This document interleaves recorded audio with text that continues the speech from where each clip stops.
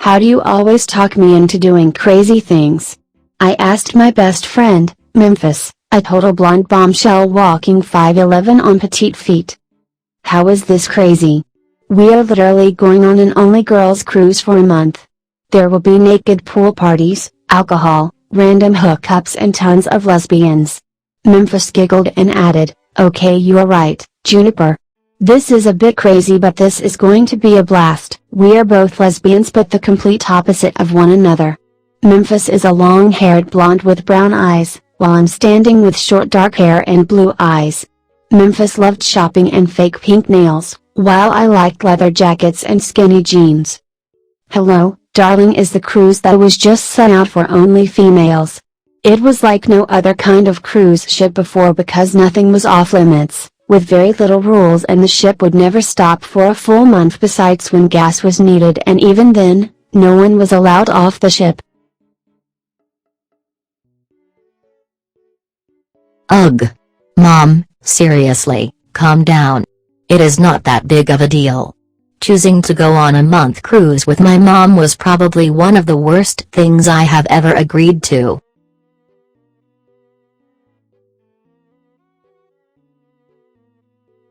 I didn't do anything to him. I treated him right. Why would he cheat on me? Your father should have never died. She was hysterical now, bringing up my father yet again, which she always did. He died 4 years ago in a motorcycle accident. Ironically, it was the day I told him I was a lesbian. While my mother accepted it, he didn't. His last words to me were, "I wish you weren't my daughter," and the next time I saw him he was laying in a casket and he didn't even look like himself. Our relationship was the perfect father-daughter relationship, but he was intensely homophobic. This has nothing to do with Dad. You know, Jake was a disgusting human being and he was crazy to cheat on you. Let's unpack our stuff and go head down to brunch.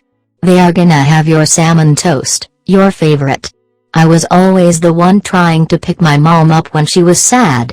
I never cried, not even when my dad practically told me he hated me. Oh my gosh. Strawberries. Memphis squealed while we were standing in line at the brunch buffet that was being held every single morning.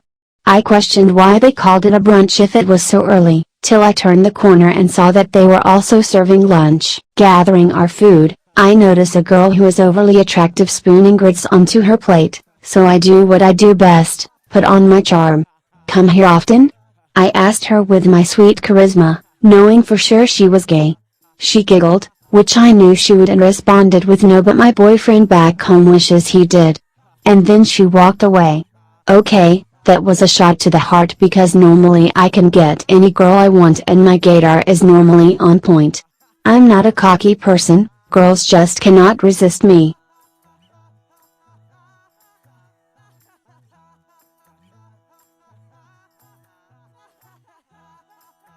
The food here is heavenly, Memphis said as we both sat down. She got a bunch of fruit and some oatmeal. Not much of a meal, but whatever. I sat down with some hash browns, eggs, a bagel, sausage, and some pasta they had with cheese. "You eat like you are trying to lose weight. I never understand you," I replied back to her, as I dived into my food.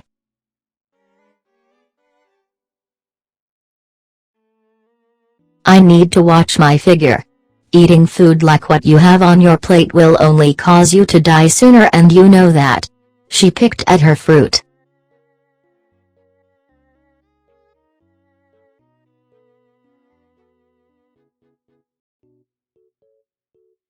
I rolled my eyes. Whatever.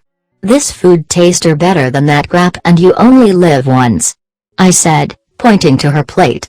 Memphis has always been weird with her eating. Ever since I knew her, I don't fall in love, I fall in lust. I just love sex.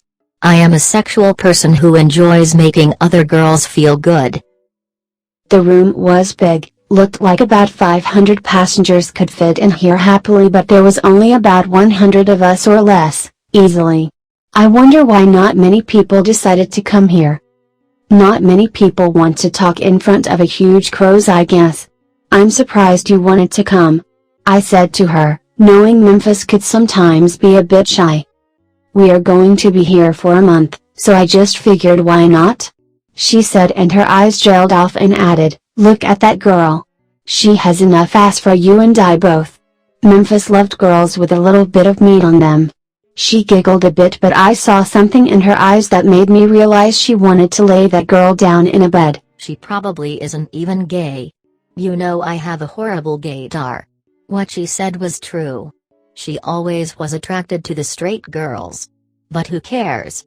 She shrugged her shoulders and stood up and went to talk to the girl. I sat back when all of a sudden a voice from behind asked, is this seat taken? I turned around and saw a beautiful, curly red-haired girl looking down at me with eyes that could pierce your soul and break a million hearts, but I was digging it. She was pointing to the chair on the left of me. Yes, by you. I replied. Smooth as hell, I thought to myself. Her cheeks got a bit red and replied, well thanks. She walked around, tall in stature like Memphis, but more edgy rather than girly. So what's a beautiful girl doing like you alone right now? I smile at her, give her a once-over and imagined her in bed with me. I'm Juniper. And you are? I held out my hand to take hers and kiss it. Again, smooth as hell. I'm Rose. As bad as this sounds, I just needed a breather from Mom. Since the breakup, she has been glued to me and I have not been able to breathe even once away from her. I cared about her dearly and that's why I was on this cruise, but I also selfishly wanted to surround myself with beautiful ladies. I must have fallen asleep lightly from the heat of the sun because before I knew it, a beach ball hit me in the head. I'm Lilac, by the way. She twirled the beach ball and then threw it back to her friends, who started hooting and hollering at her. Hi, I'm Indy. Your friends seem to be having a good time. I pointed out, standing up, realizing I was about 3 inches taller than she was. Yeah, they think every girl I talk to is because I want to get in their pants. Lilac's face got a bit red. Don't mind them. Plus you aren't even wearing pants. I looked down at my bikini bottoms and felt myself blush a bit. Well, hey. There's a club here every night that starts at 9 p.m. and goes on till anyone is still even standing. She giggled a bit. You should come. I think it would be fun. We could drink and dance the night away. I agreed. Yeah, sure. I will see you there. Lilac smiled and sauntered back to her friends. She was super cute and her freckles were a huge turn on.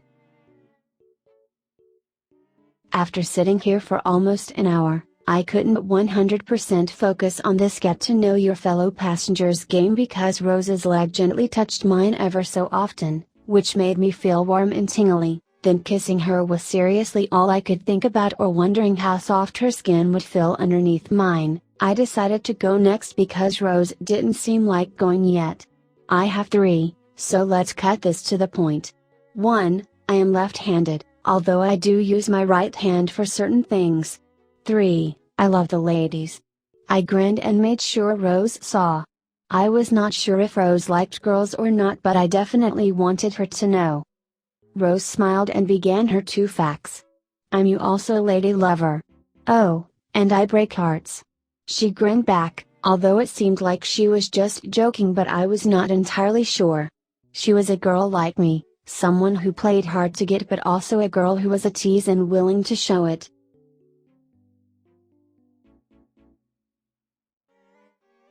I walked into my bedroom and stripped free of my wet towel and my bikini.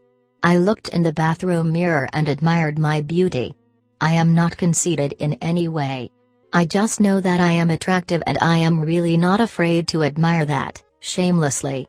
My body was sculpted in the right ways, which I was grateful for. I know I got my mom's genes. I walked to my bed, which had been made by room service while I was out, and I looked at the time, remembering the invite Lilac gave me earlier that day.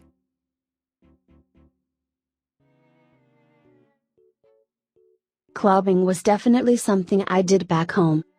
I was pretty excited for the invitation from Memphis and Tanner for me to join them. I knew I was going to be third wheeling, so I decided to take it upon myself to invite Rose. Rose was a sexy girl with hips I wanted to see dance and possibly even dance on me. Music was already pumping. Some song about kissing the tattoo on her shoulder was playing. I did not listen to much hit music, but it definitely sounded familiar. There were girls dancing everywhere, grinding on each other, and throwing back shots. I looked around in hopes to find Rose somewhere, but it was hard because there were so many girls and not enough light. I walked over to the bar alone because Memphis was already on Tanner's side, making more googly eyes and becoming extremely touchy-feely. I laughed a bit to myself and ordered a drink. Rum and Coke, please. You know, Tanner reminded me a lot of Justin Bieber, just a lot more shape to her. Tanner reminded me a lot of Justin Bieber, just a lot. She was cute and completely Memphis's type. Hey, Indy. Some blonde girl yelled, coming from some strange back room with smoke coming out of it. Are people actually allowed to smoke on this ship?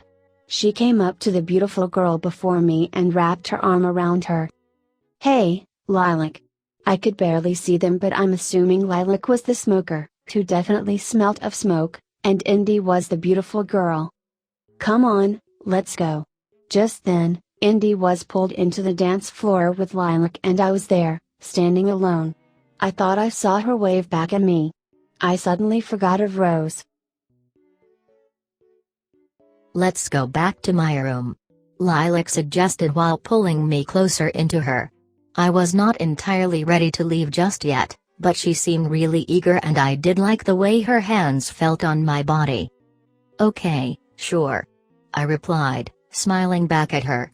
She then kissed me on the lips just ever so gently, and I was wrong, not a single trace of cigarette. Just alcohol and mint. I then let myself kiss her gently on the lips. Through the small bit of light in the club, I could see her bite her lip and then slip off into the distance. I started walking to the front of the door when I had to pass this big circled bed in the corner when I smelt it, lavender, and it wasn't me. Rose. I said quietly, and then I felt like someone kicked me in the stomach and punched me in the heart. I had to catch my breath. I was so drunk that I actually thought she was near me when there was no way she was.